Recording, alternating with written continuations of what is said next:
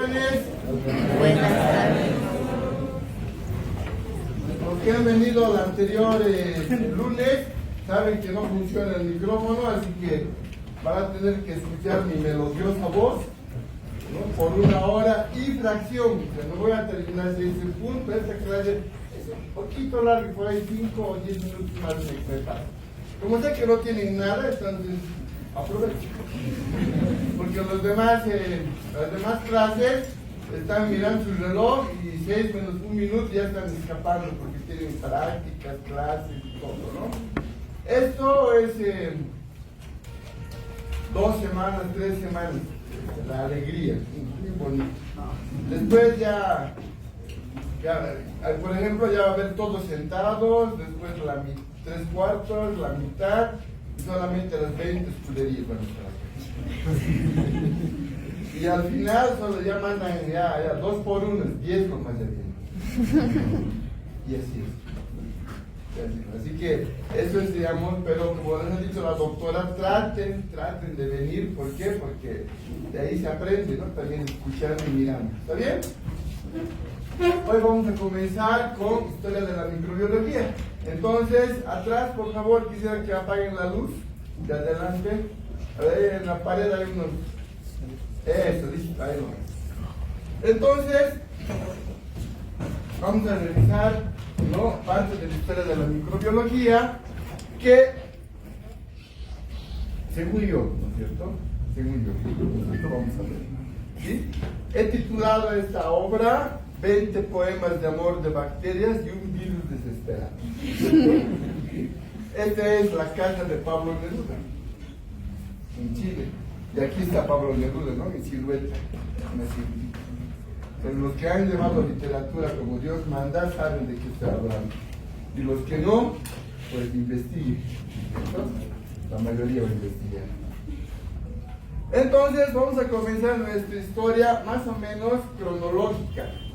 Y entonces en 1546 hace su aparición don Jerónimo Fracastorius, que era un médico de la época, ¿no?, bastante sabio. En esa época no utilizaba mandil, utilizaba unas capitas, ¿no?, con pieles de animales, ¿no? Cuidado, animalistas, tranquilo, ¿cierto? Y su gran mérito era de que él ha escrito sobre la teoría de la infección. Y como todos los libros se escribían en latín, entonces su libro se llamaba De Contagium Vivum. Y él propone 3 maneras de infectarse, 3 maneras de contagiarse. La primera era per contans, eso quiere decir por contacto directo. Per distans, a distancia, uno tose y el otro se enferma.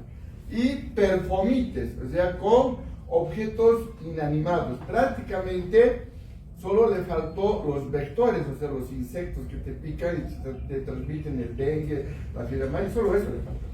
Todo lo demás está descrito en el 1546. Entonces, el sabio de Verona, como se llamaba este italiano Jerónimo Fracastorius, indica estas 3 maneras de contagiarse. Posteriormente, el gran y el que nunca tienen que olvidarse, Antonin van Leeuwenhoek, quien era un empleado público holandés. Él trabajaba en la alcaldía de Delft, que era una ciudad de Holanda, y en las tardes iba a su tienda, y en su tienda vendía telas.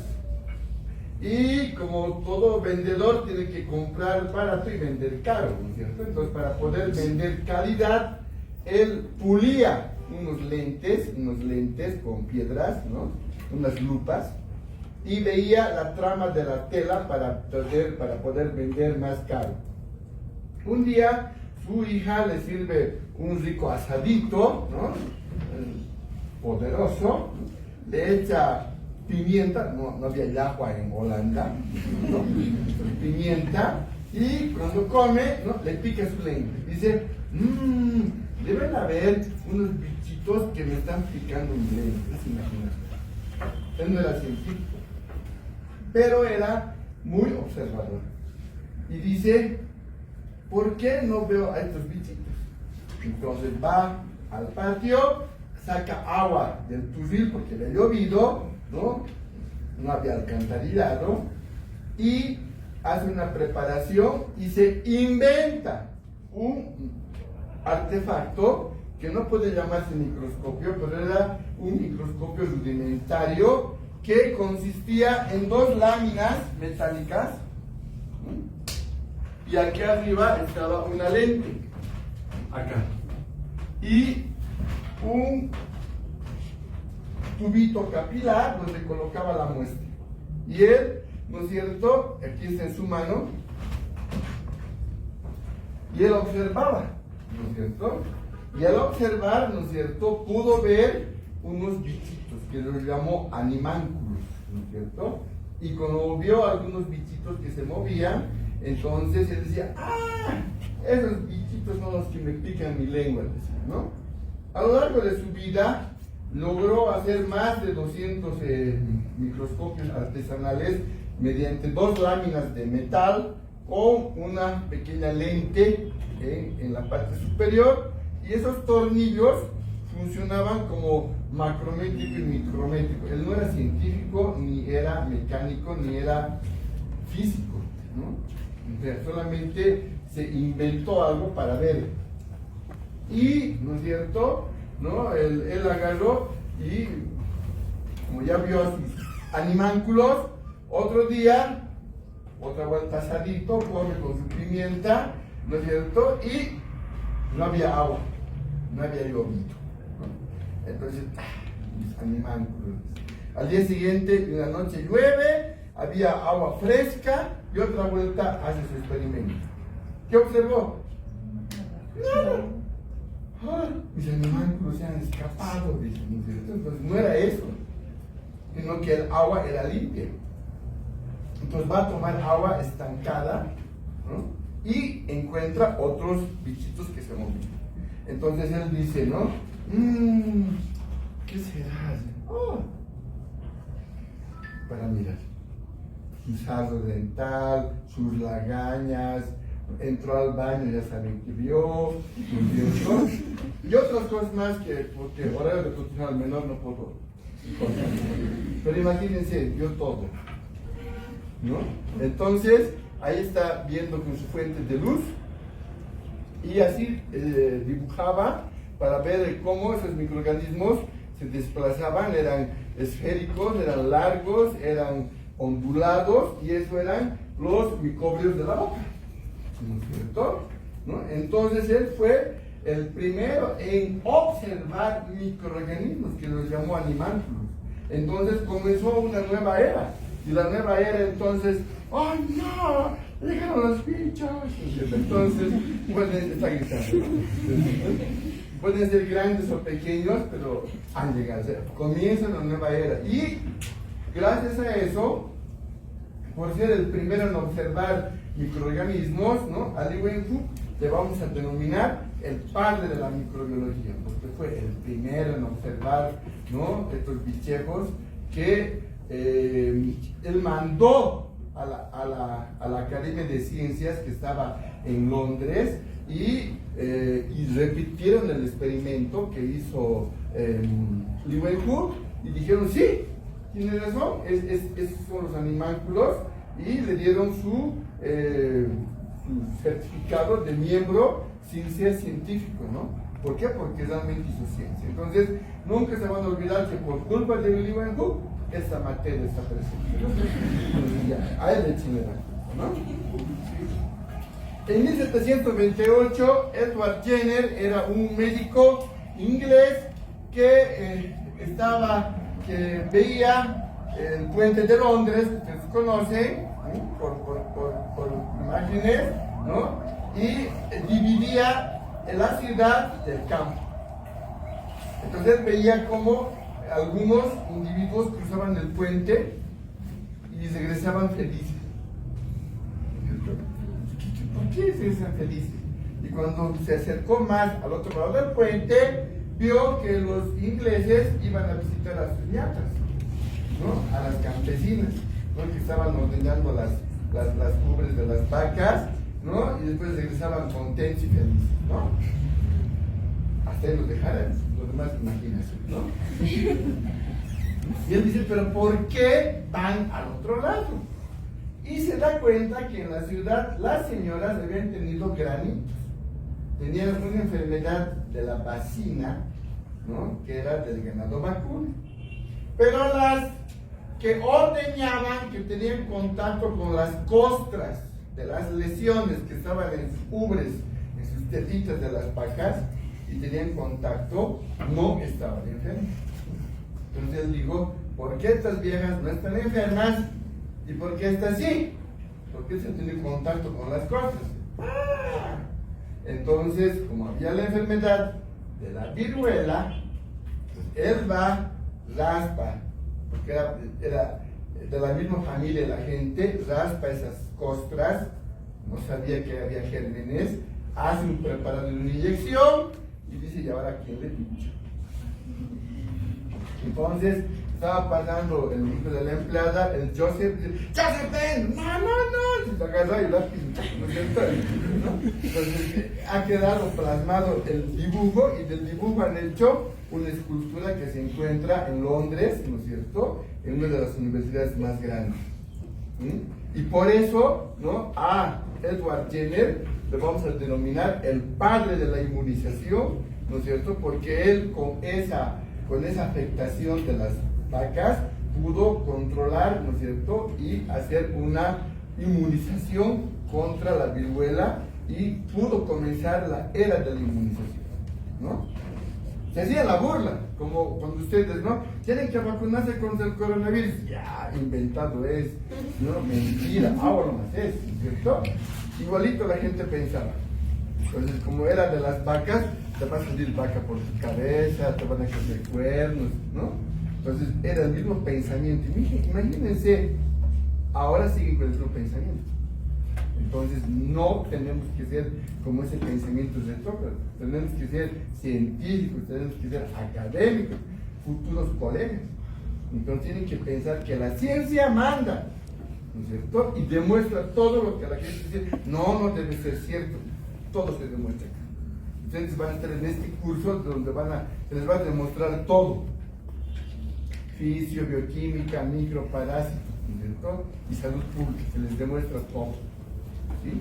Entonces van a ver que todo tiene una explicación, ¿no? Bueno, después, en el 1847, Samuel Weiss era un médico que en Europa trabajaba, y este doctor, los doctores salían así de viejitos, no había jóvenes como ustedes, porque para ser médico tenían que ser discípulos de otro, ¿no?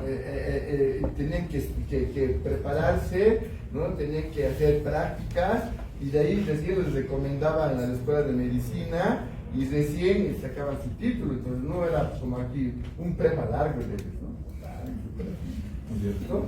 ¿No? Entonces no era como que ustedes han dado el examen y han entrado, sino que era otra clase, ¿no?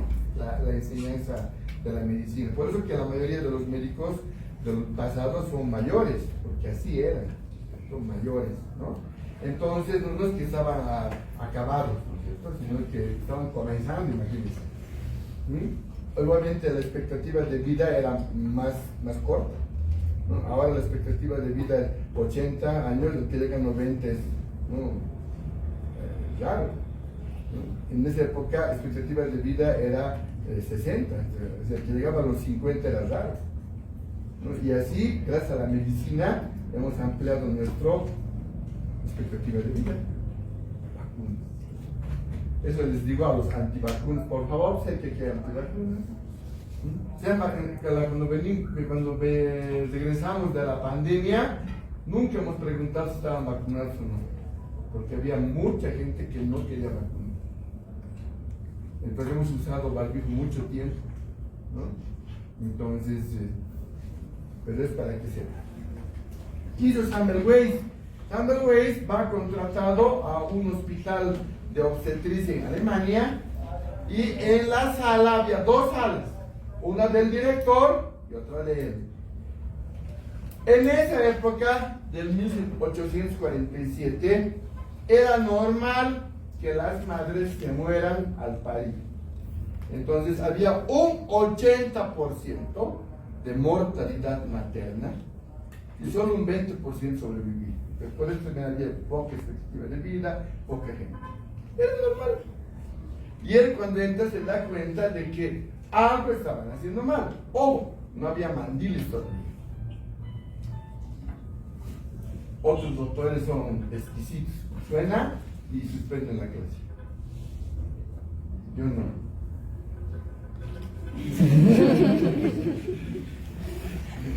¿Está bien? Sí, es que hay otros que dicen.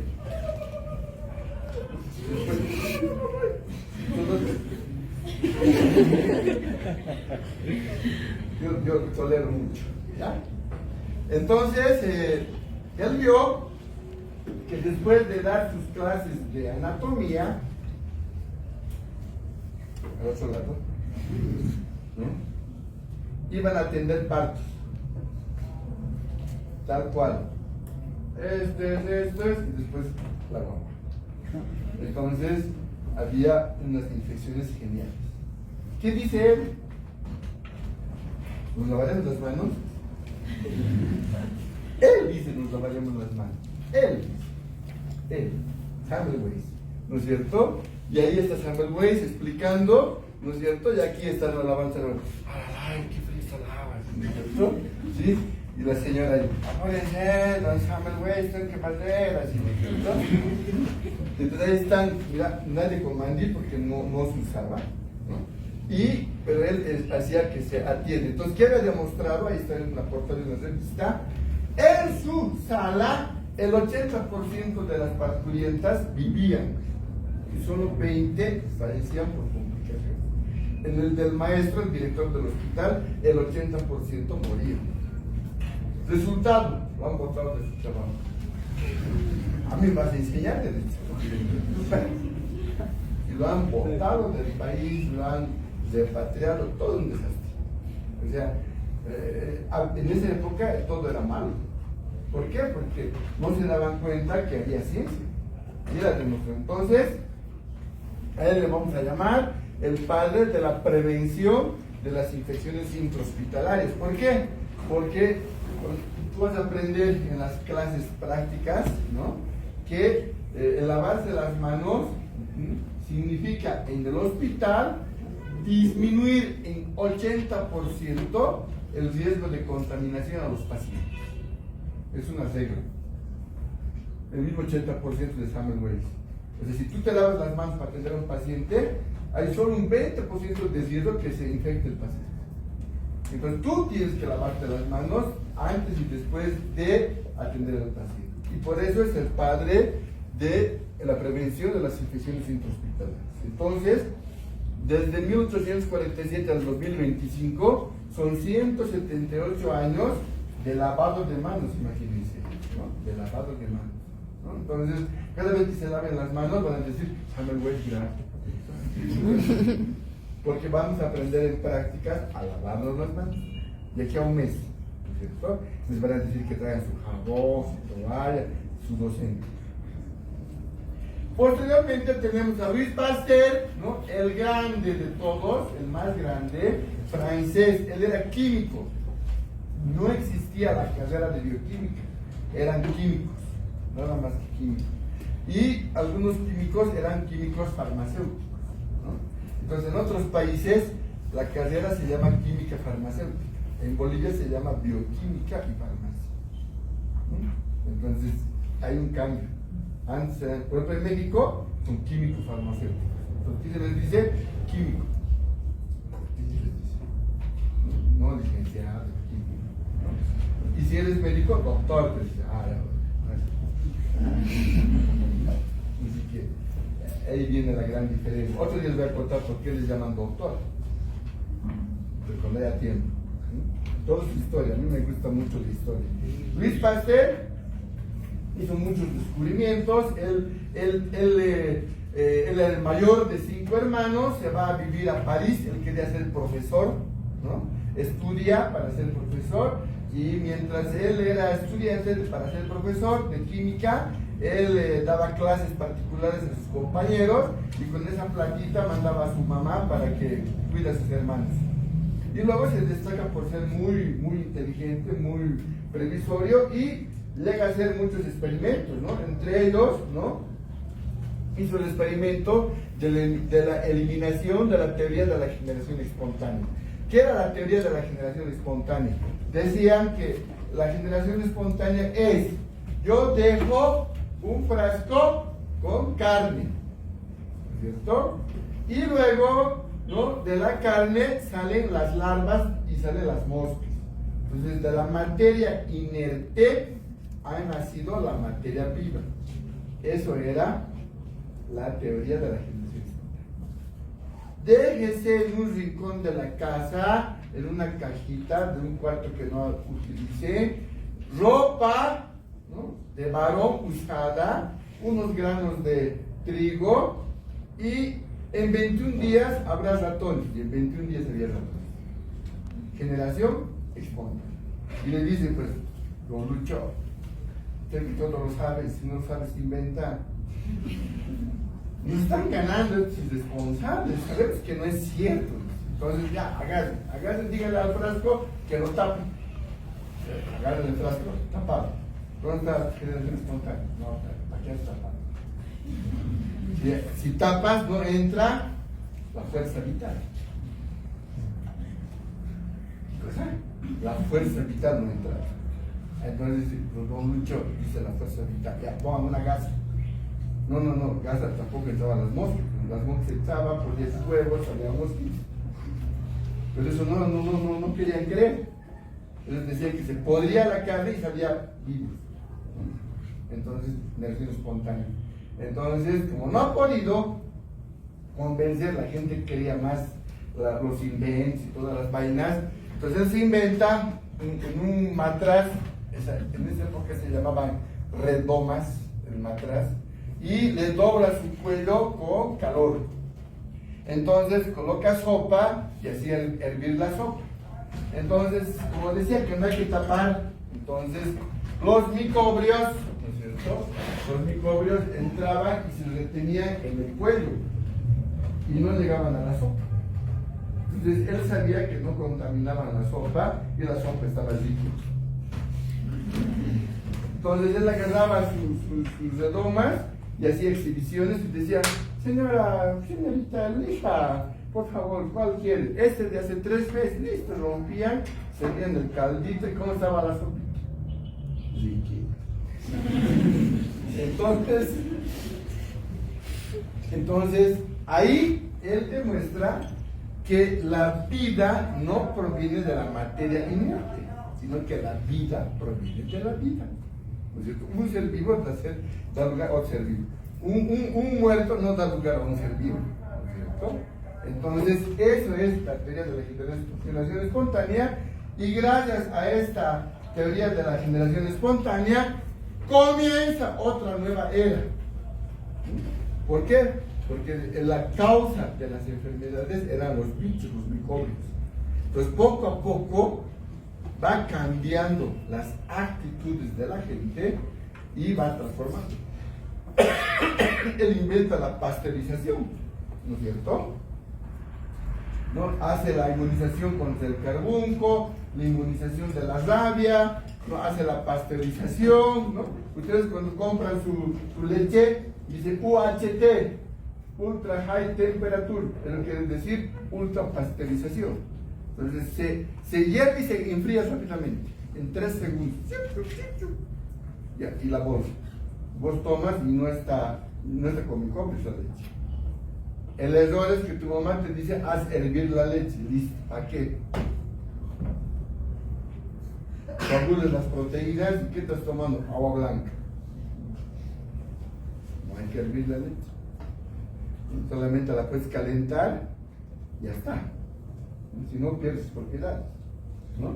Entonces, este gran inventor, un día le tocan la puerta y dice: en París, un niño mordido por un perro rabioso en la muerte. Entonces, el 100% de los niños mordidos, ¿no?, morían. Pues era 100% letal, ¿no? Entonces él observa y dice, ¿dónde está a ver, ese perro rabioso, dónde estará? Hasta su baba, ¿no? Su saliva. Tomaba muestras, inoculaba a otros perritos, ¿no? O una cámara de perritos, los perritos se mordían, se hacían rabia, todo. Entonces él descubrió que sí. El problema era criar perros, ¿no? Entonces vamos a ver con ratones. Decía con ratoncitos. Como se enfermaban los ratoncitos, había que ver en qué órgano estaba la rabia. Entonces decía, no, revuelto de intestinos, ¿no es cierto? Hígado rebozado, panza rebozada, ¿no? Hígado, ¿cómo es el hígado? Apanado.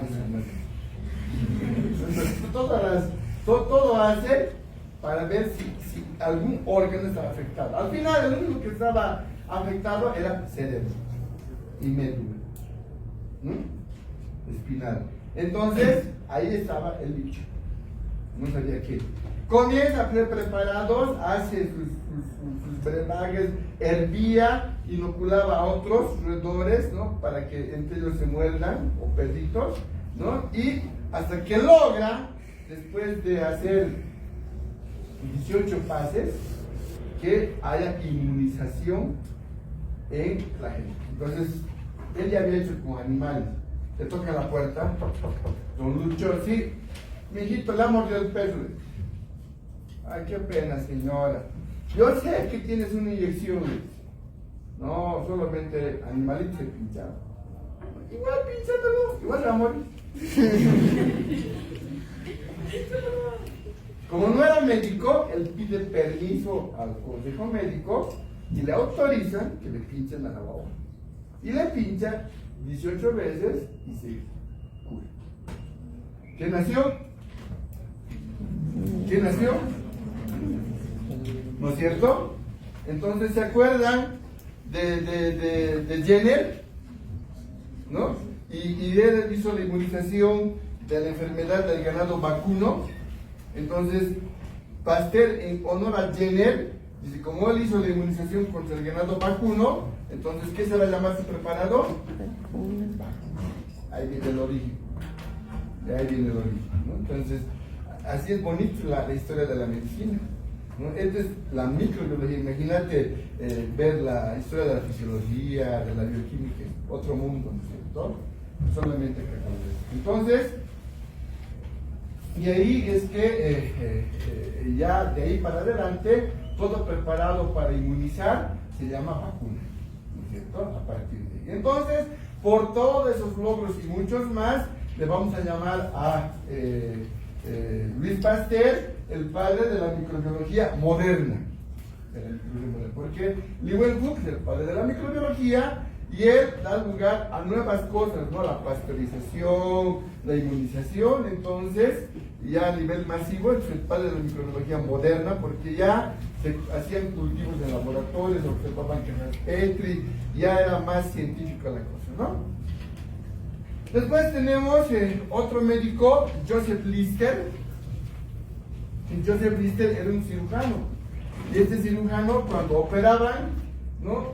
Lo mismo, 80% se chingaba y 20% sobrevivía. ¿Por qué se morían? Por infecciones. No se lavaban las manos, no usaban batas, no había guantes, así eran, ¿no? Poco a poco ha sido todo. Entonces, él dice, algo tenemos que hacer. Él agarra y estaba de moda el fenol. El fenol como sustancia química, ¿no? Y esa sustancia química era un antiséptico, un desinfectante para limpiar los desagües y todo eso. Entonces él agarra, hace una solución de fenol, ¿no es cierto? Y tenía como spray. Entonces, antes de operar a sus pacientes los fumigaba y luego morían los bichos y operaba y tenía mejores resultados. Entonces, ¿quiénes usan enjuague bucal? Levanten la mano. Marca. ¿Qué? Oramen. ¿Otro? Vi una marca con Listerine. ¿Qué se llama? Exacto. De ahí viene, de Lister. Yo uso ese, soy fiel. Fiel a mis principios. Entonces hay listerina, es el Lister, ¿cierto? Y él hace la listerización, que era la desinfección de las superficies, ¿no? Entonces todavía a principios del siglo XX se vendía, ¿no? la listerina, que era un derivado del fenol. Después del fenol se demostró que produce cáncer, entonces se utilizó el cresol también produce cáncer, entonces se utilizó otros antisépticos, pero el principio era eso, que con químicos hacer antisepsia, hacer desinfección y matas a los bichos. Gracias a quién? A Lister. Entonces, ahí está Lister, ¿no? Lo están fumigando al pobre paciente, es el padre de la antisepsia quirúrgica, ¿no? Porque en la antisepsia tú tienes que limpiar la zona del paciente para operar, ¿no? Cuando hagan técnica quirúrgica, eso van a aprender en el hospital, ¿no es cierto? Todo lo que yo hablo, todos van a aprender, ¿no? Con qué se limpia, cómo se hace, ¿no es cierto? Van a aprender. ¿Listo?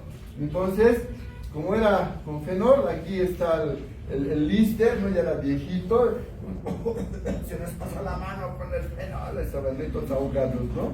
Mucho fenol, ¿no? Ahí está, ¿no? Y Julius Ferdinand Koch, ¿no es cierto? Era un biólogo, es un botánico alemán, ¿no? Que fue el primero en ponerle nombres a los microorganismos. Digo, estos microorganismos que tienen forma de bastoncito, les vamos a llamar bacterias. Entonces, él es el padre de la bacteria, porque es el que le bautiza. ¿Qué se llaman los animánculos de Leeuwenhoek? No, nada que ver, ¿no? Ya no eran animánculos. Entonces, como eran de forma de bastoncitos, él les dice bacterias. Y entonces se convierte en el padre de la bacteriología, ¿cierto? Entonces, gracias a Julius Ferdinand Koch, ¿no es cierto? Tenemos como nombre a estos microbios bacterias, ¿cierto? Después viene el rival eterno de Pasteur, Robert Koch, que era alemán. Ustedes lo conocen por el bacilo de Koch, ¿no? No se dice Koch, se dice Koch, ¿cierto? Se dice Pasteur, no Pasteur, ¿cierto? Entonces, si yo me voy a Estados Unidos, ni modo que yo sea el doctor Julius Moon, ¿no? Pero no nomás, sí, voy a seguir siendo Julio Luna, ¿no? Él es Robert Koch, no Roberto Koch. Entonces, no hay que cambiar los nombres, no cambian, ¿sí? Entonces, igual, él hace muchos descubrimientos, descubre el bacilo de la tuberculosis, descubre el bacilo del cólera, ¿no? Nunca se llevaban bien, ¿no? Eran rivales, pero después se unen para trabajar en bien de la ciencia, ¿no? Recomendación, vean el video que está en el YouTube, la historia de Koch y Pasteur. Debe durar 1 hora y, ¿no? Es emocionante porque todo lo que les he contado, ahí con relato, con narración, con actuación, ¿no? Que es muy bonito, ¿no? No dura mucho tiempo, así que 1 hora y ya, ¿no? Entonces, dentro de los logros que tiene, el mayor logro es el determinar los postulados de Koch. Y los postulados de Koch, ¿no es cierto?, es que yo tengo un animal enfermo, y este animal enfermo, ¿no es cierto?, si le tomamos muestras, en su sangre tiene microbios. Entonces yo tomo esa muestra y cultivo en una caja Petri y reproduzco ese crecimiento bacteriano y luego le inoculo a un animalito sano. Este animalito sano se tiene que enfermar, ¿no? Y cuando se chingue, ¿no es cierto?, tenemos que observar los mismos microbios del principio y recuperar las mismas colonias de la bacteria. Gracias a esto, él pudo determinar que las enfermedades infecciosas estaban causadas por microorganismos.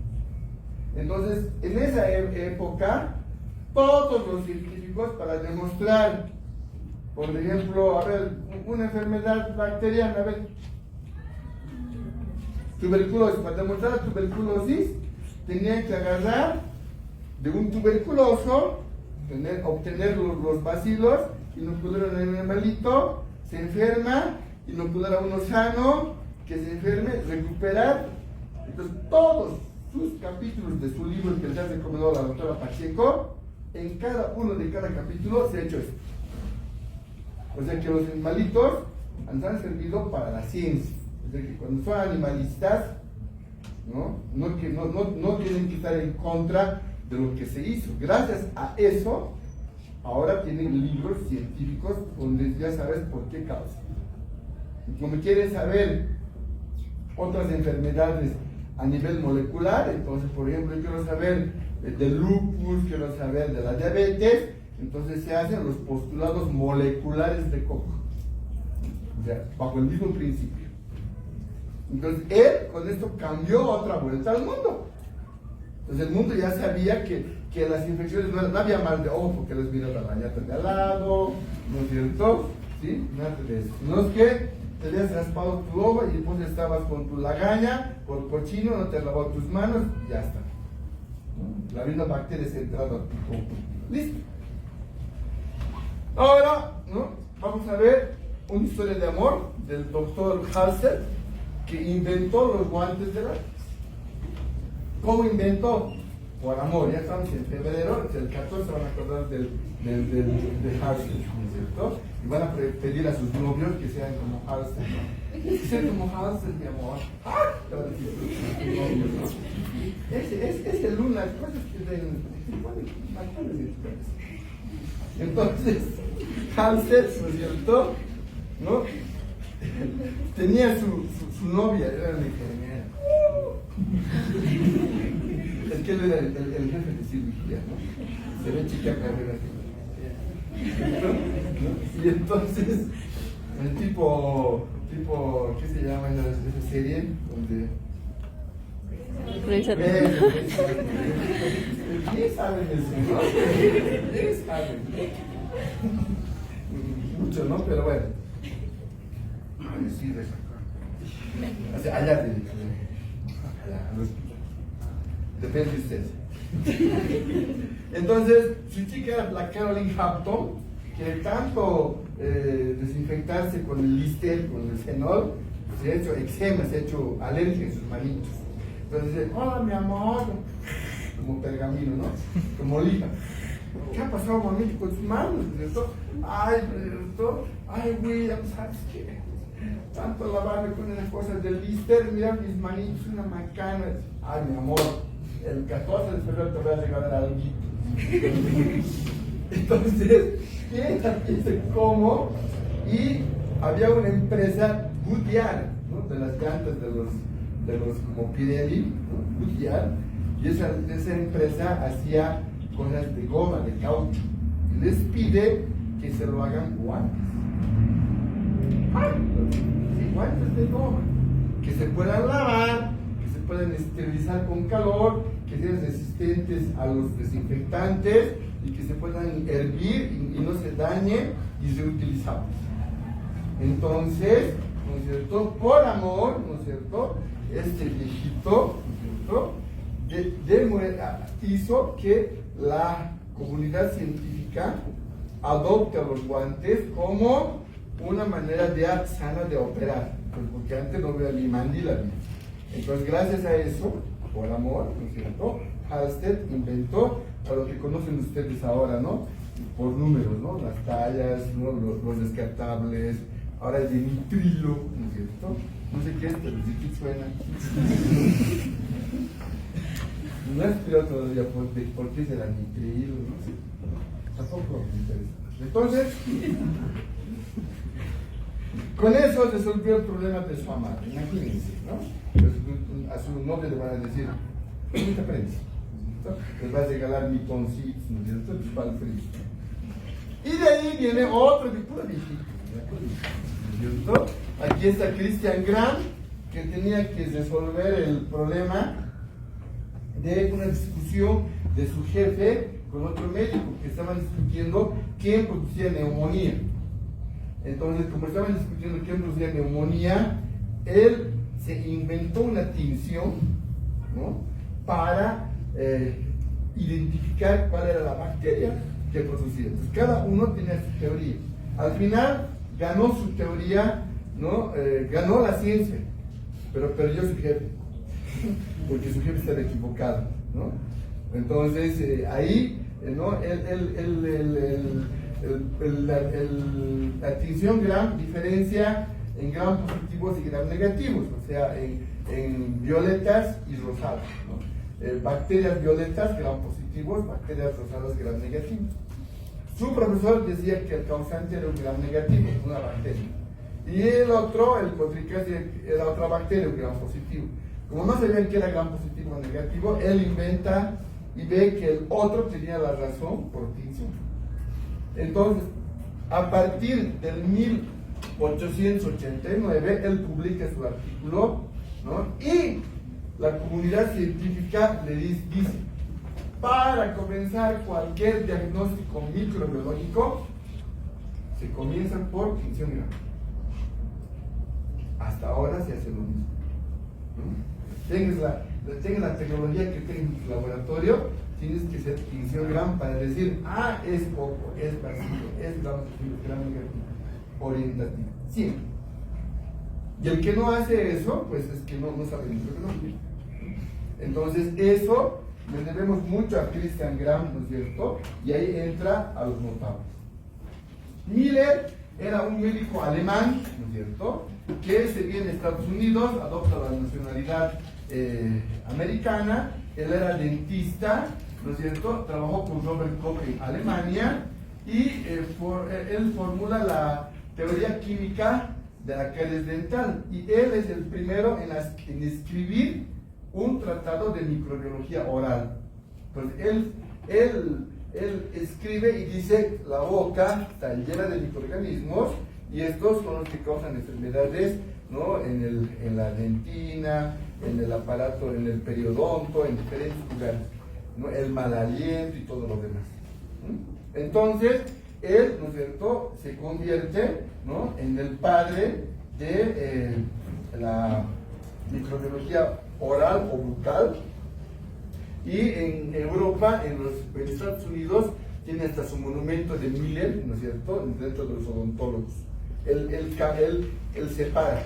Entonces, los chicos que llevan odontología llevan una microbiología oral, ¿no? Su materia se llama microbiología, ¿no?, general y específica. O sea, general, como nosotros, y específica solo de la boca, ¿no? Entonces, él tiene otro logro. Llegamos a Dmitry Ivanovsky, y Dmitry Ivanovsky era un médico ruso que en el 1892 había una enfermedad del mosaico del tabaco. Entonces, las hojas del tabaco eran llevadas de América a Europa, y allá le cascaban riquitos sus cigarros, ¿no?, y se comienzan a contaminar las hojas. Entonces, como ustedes no conocen el término mosaico es la cerámica del piso. Entonces, en las casas antiguas, las casas más acomodadas tenían un mosaico blanco, uno negro, uno blanco, uno negro, como tablero de ajedrez. Ese era mosaico. Después se llamó azulejo, después se llamó cerámica. Entonces, mosaico porque uno es blanco, negro, blanco, negro. Entonces, aquí está claro, oscuro, como un mosaico, como el piso, por eso se llama mosaico. Y entonces él sacaba jugo de acá, y le contaminaba la sana. Y la sana se enfermaba. Otra vuelta y se enfermaba. Él se consigue filtros de porcelana, ¿no?, unos filtros que solo han permitido que pasen partículas que midan micras. O sea que las bacterias que miden micras eran retenidas. Entonces no podían infectar la planta. Pero las plantas seguían infectadas. Entonces él dice: son más pequeños que la bacteria. ¿Qué será esto? ¿No? Parece un veneno. Pasan 19 años. Beijerinck en Holanda, ¿no?, hace el mismo experimento de Ivanovsky, y determina que tenía razón Ivanovsky, que esas plantas contaminadas, esas plantas infectadas contaminaban a plantas sanas, y que el microorganismo era más pequeño que la bacteria, porque pasaba los filtros. Entonces él dice, esto es un veneno, y veneno en latín es virus. Entonces ahí viene el nombre de virus. Entonces, ¿por qué? Porque era un veneno que contaminaba las plantas. Entonces, a veces sus plantas están contaminadas y se contaminan todas. Entonces, generalmente son virus o bacterias que tienen sus plantas, ¿no? Ahora que a las citas hay que comprar antiparasitarios, todo hay que comprar, ¿no? Yo voy a la cita a estudiar. Por ejemplo, ustedes se van a comprar una bolsita de tierra abonada, ¿no? ¿Han visto? Esas tierras negras. ¿Cómo es el aspecto de su bolsa plástica? Recuerden. Húmedo, o sea, se ve como globitos, ¿no? Porque está húmeda y como hay calor, los microbios están respirando y están haciendo burbujitas. Entonces, cuando se llevan tierra abonada, se están llevando microbios a la casa. Y gracias a los microbios crecen las plantas, si no, no crecerían. Porque tienen que ser ciclo del nitrógeno, tienen que nitrificar. Entonces, para mí todo es microbios. El pan, la leche, el yogur, el queso, la chelita. Todo es microbios. Y aparece otro personaje que es Hideo Noguchi, un japonés que su apodo era el pastel japonés, porque él hizo lo mismo que Pasteur, pero en el Japón, ¿no? Obviamente que él estaba al otro lado del continente, entonces discriminación, ¿no es cierto? ¿No? Entonces demostró la presencia de la sífilis, del vector y agente de la fiebre amarilla, ¿no? Y otras infecciones.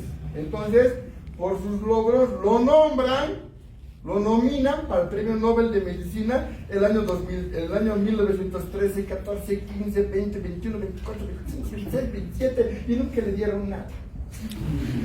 Porque tenía ojos rasgados, así como yo. Entonces, siempre ha habido discriminación, igual para las mujeres, a ver cuál parte de las mujeres. A ver cuál parte de las mujeres. Tengo una amiga que es abanderada del feminismo, ¿no? Y me hace clavos un día, ¿por qué puro hombres? ¿Dónde están las mujeres? Yo tengo que cambiar por sus hijos y más. ¿En serio? Ahí van a ver.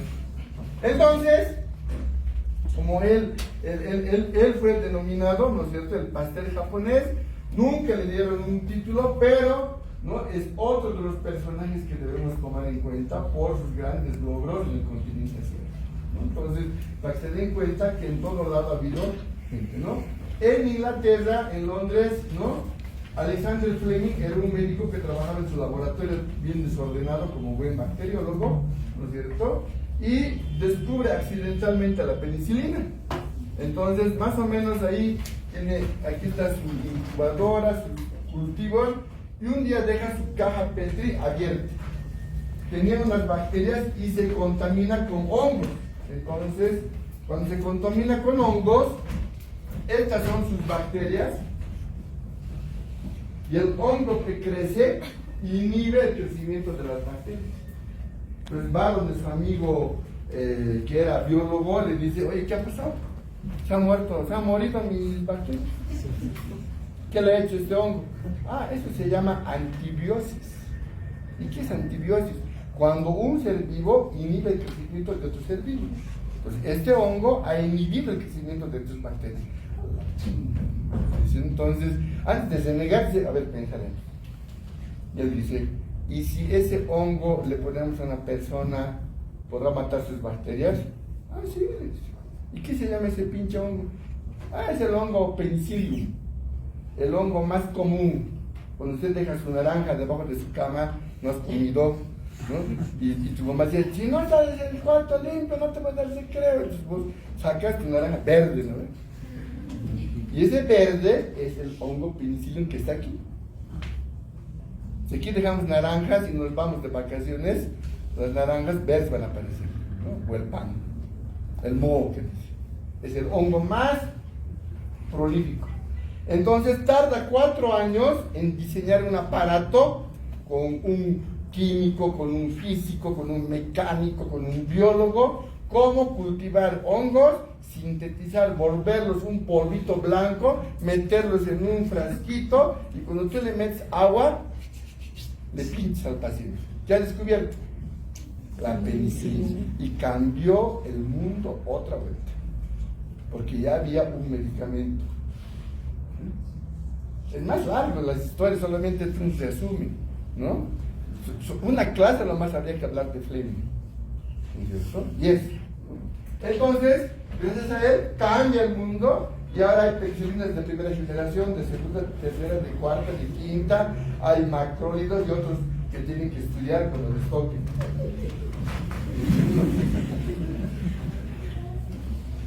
Ahí están las mujeres.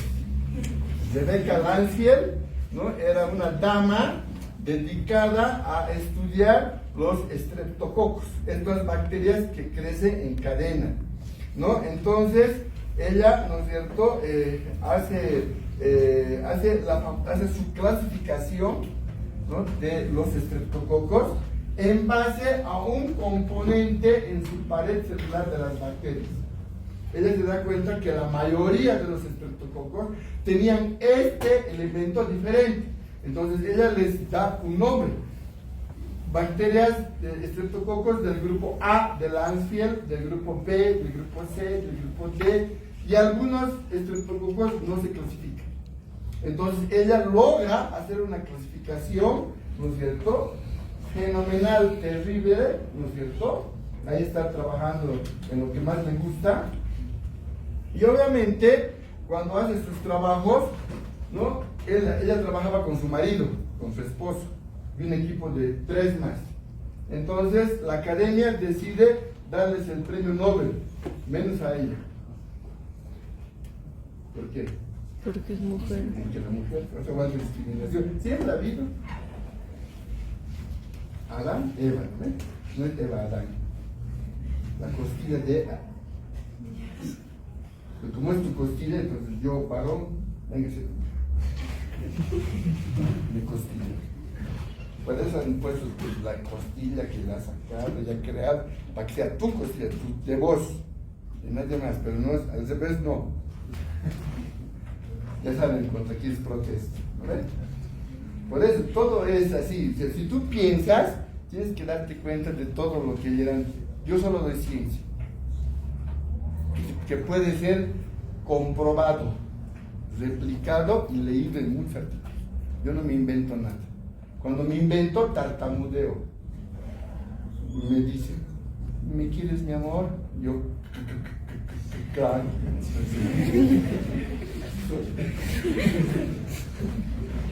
Y entonces, a la pobre ñata, ¿no?, la discriminan, ¿no?, para que no reciba el premio. ¿Y qué hace su marido? O le dan a ella o no le dan. No le damos a ninguno, ¿no?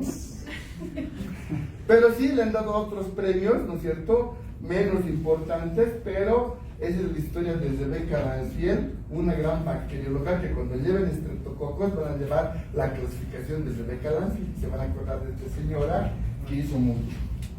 Llegamos a Bolivia y en Bolivia tenemos a Néstor Morales Villazón, ¿no?, que trabajaba en el INLASA, que es allá, antes que se llama INLASA, era el Instituto de Bacteriología, y en el 1915 él hace, ¿no?, la época de oro de la bacteriología en Bolivia, ¿no? Todos sus trabajos, aquí está un resumen de sus trabajos, ¿no es cierto?, como pueden ver, ¿sí? Y como tiene tantos trabajos que él hace, ¿no es cierto?, análisis bacteriológico de las aguas, nuevo método de cultivo para el gonococo, llegaban de Estados Unidos para estudiar al profesor. Venid, por favor, profesor, enséñanos cómo hace su método de cultivo. Llegaban aquí para que él enseñe. y él hablaba inglés y francés fluidamente. Entonces, él era un referente, Néstor Morales Villazón, el mejor, ¿no es cierto? Entonces, por eso le vamos a llamar el padre de la microbiología boliviana, ¿sí? A Néstor Morales Villazón, que no deben olvidarse de su nombre. Su discípulo era el doctor Félix Beitemilla, y este doctor, cuando era ayudante de microbiología, ¿no? Y cuando estaba haciendo su internado, ¿no? En el internado tenían que hacer su trabajo de investigación. Como hacían su trabajo de investigación, presentaban como tesis. Y cuando presentaban como tesis, los llamaban doctores. Entonces de ahí viene el nombre de doctor. Porque todos los médicos tenían que defender su trabajo de investigación, que ahora vuelve. Pero él tenía un paciente con lesiones raras.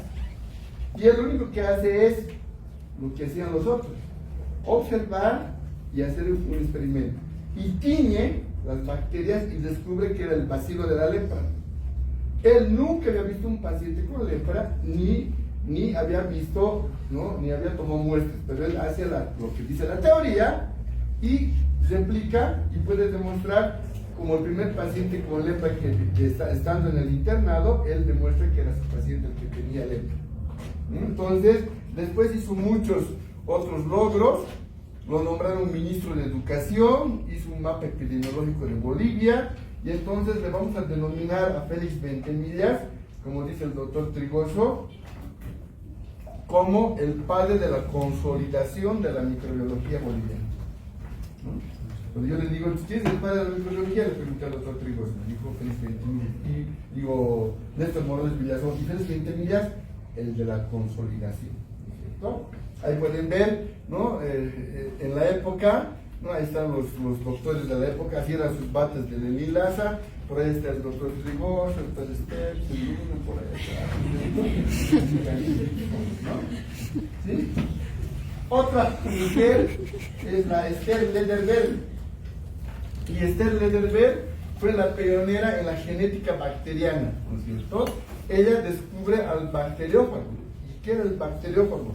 Ella cultiva sus colonias de bacterias y veía que sus colonias estaban siendo digeridas, es como si estuviera comiéndoselo algo. Entonces, a ese que se le comía le llama bacteriófago. Fagos, comer, bacterias, comer bacterias. Y eran unos virus de las bacterias que se comían a las bacterias. Y ella demuestra, ¿no es cierto?, la existencia de este microorganismo, que es un virus, el bacteriófago, ¿no es cierto? Y por eso sus logros de Esther Lederberg, ¿no es cierto?, ¿no? Con su ciclo de los bacteriófagos, le vamos a denominar, ¿no es cierto?, la madre de la genética bacteriana. Entonces yo no le he puesto el nombre, le han puesto los otros. Hemos visto padres y madres, hemos visto, ¿no? de la microbiología, ¿no? Entonces ella ha hecho muchos otros, ¿no? Ha logrado premio Pasteur, la beca, ¿no es cierto? Todas estas cosas, pero no el Nobel. La primera mujer en recibir el Nobel ha sido Madame Curie, y ella se ha revelado, y ha recibido 2 veces, el segundo con su hija. Pero no era tan santurón, así que otro día les puedo contar su vida. Hay que leerlo más, hay que leerlo con los chismes. Este es otro japonés, ¿no? Susumu Tonegawa, que sí recibe el premio Nobel de Medicina el año 87. Él, de familia humilde, era alumno destacado en Japón, y lo becan a Washington. Y la beca dura 3 meses, así tipo Trump, 3 meses. Cuando ya estaba en el 3er mes, estaba todo así: no, tú eres el elegido, tú vas a descubrir esto, tienes que hacer las inmunoglobulinas, y tienes que descubrir sus genes, y te vamos a mandar a Suiza. Antes que lo manden a Suiza, lo han deportado. En esa época. ¿Por qué? Porque son muy exigentes los crímenes. Después lo más han relajado. Están volviendo a lo que eran antes. Siempre ha sido así, no es que ahora, ¡ay, este Trump es grande! Siempre ha sido así. Y los deportan. Tiene que pasar un año para volver a ir a Estados Unidos. Él estudia más, de ahí lo mandan a Suiza y le consiguen una beca de trabajo y que se quede a trabajar en Estados Unidos. Y logra, ¿no?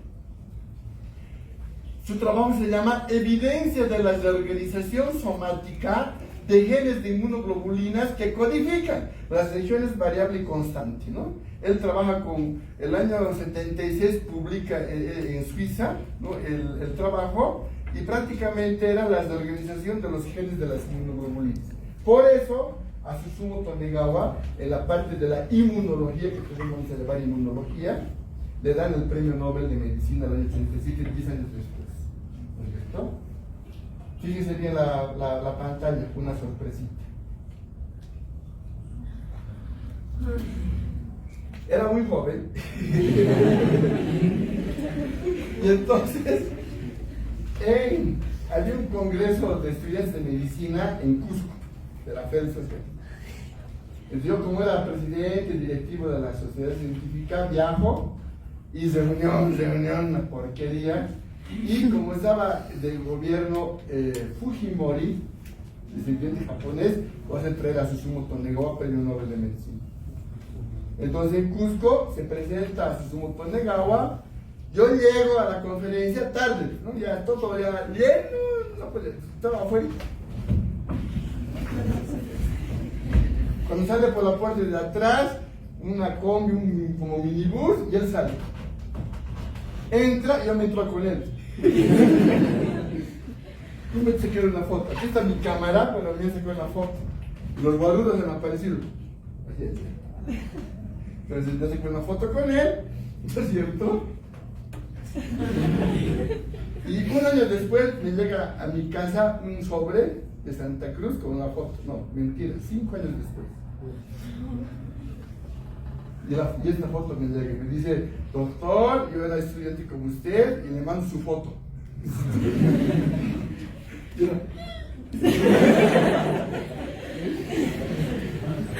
Entonces, doctor House.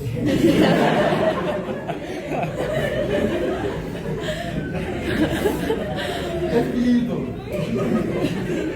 Pero tiene un defecto, ¿no es cierto? Entonces, por favor, no a las drogas, el bicolín, ¿no es cierto? Mejor son los microbios, ¿no es cierto? Entonces, ¿qué hemos hecho en esta clase? Hemos hecho un tributo a los padres de la microbiología. Este cuadro está pintado en la oficina. Los que logren entrar, se dice buenas tardes y se saluda y se entra. Que no saluda, nunca más entra. Ahí está este cuadro, donde ¿quién es? Néstor Morones Villazón. Pastel en una copa de vino, porque hizo la pasteurización para que no se eche a perder el vino. Y Robert Koch con sus pasillos de la tuberculosis, pero ves en la silueta es una vaca. Sí. ¿Dónde está la vaca? Allá están sus cuerpos y sus ojos.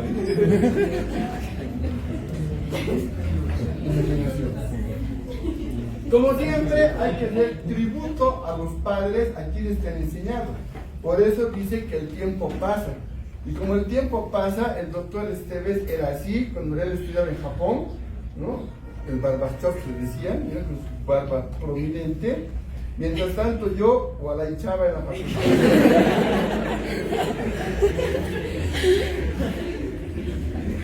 Esa época era joven, tenía pelo y quería en el amor. Y luego nos hemos conocido, ¿no es cierto? Hemos sido muy amigos, ¿no es cierto? Y, ¿no? Ahí inaugurando nuestro cuadro, y ahora estamos así. Entonces, siempre hay que reconocer a quién es tu maestro y a quién tú te debes. Y siempre hay que hacer honores a quien se merece. Entonces yo espero que les haya gustado y nos vemos la próxima clase.